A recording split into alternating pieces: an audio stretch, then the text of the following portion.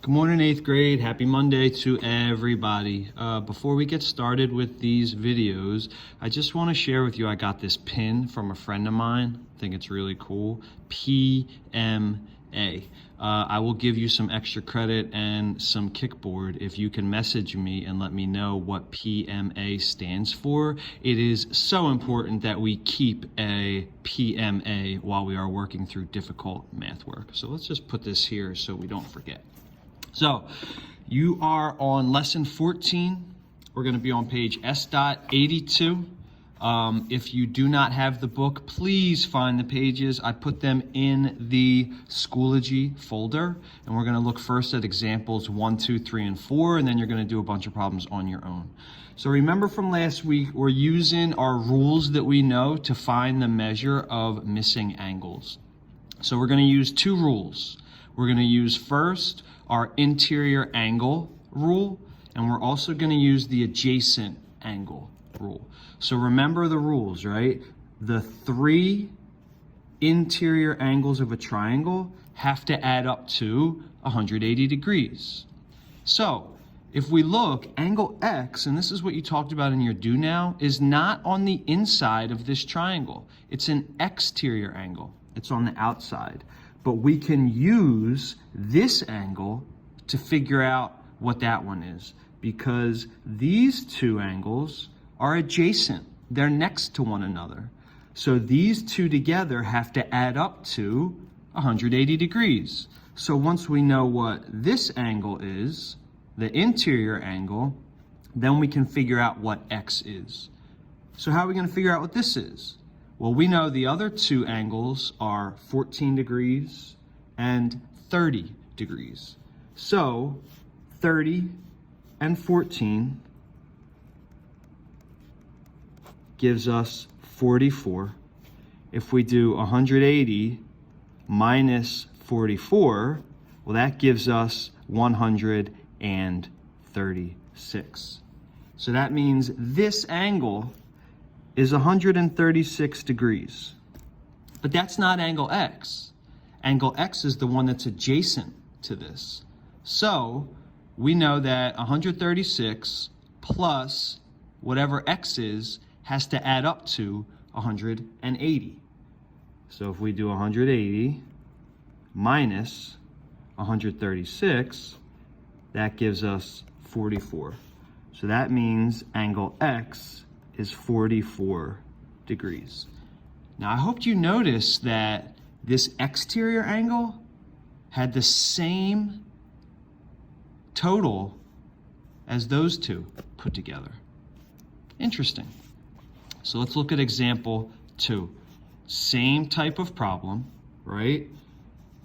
Turned around here, but we know 2 out of 3 angles inside the triangle, and then we're trying to find this one that even if we turn our book, look, it's adjacent, it's next to it, which means these two together have to add up to 180. So example 2 is pretty much the same steps as you did in example 1. So stop and make sure you get example 2 done. Then we're going to look at 3 and 4 together. So 3 and 4. I want to look at example 3 first. We're looking for angle X. It's outside of the triangle, it's exterior, but we know that this angle is 121. So we know we could find what this angle is, because 1, 2, 3 has to add up to 180. But we don't even need to know what this is, because really we're looking for this angle, X, and it's adjacent to that angle that's 121 degrees. So all we have to do is say, all right, well, I know that these two together add up to 180. 180 minus 121 gives us 59 degrees. Last example, 4. This one's a little different. They only give us one angle inside the triangle, and X is an interior angle. So we don't know what this angle is, though. So once we figure out what this angle is, we know that these three have to add up to 180. So what are we going to do? They tell us that this outside angle is 129. Well, these two are adjacent to one another. So that means that if this is 129, 180 minus 129 gives us 51 degrees.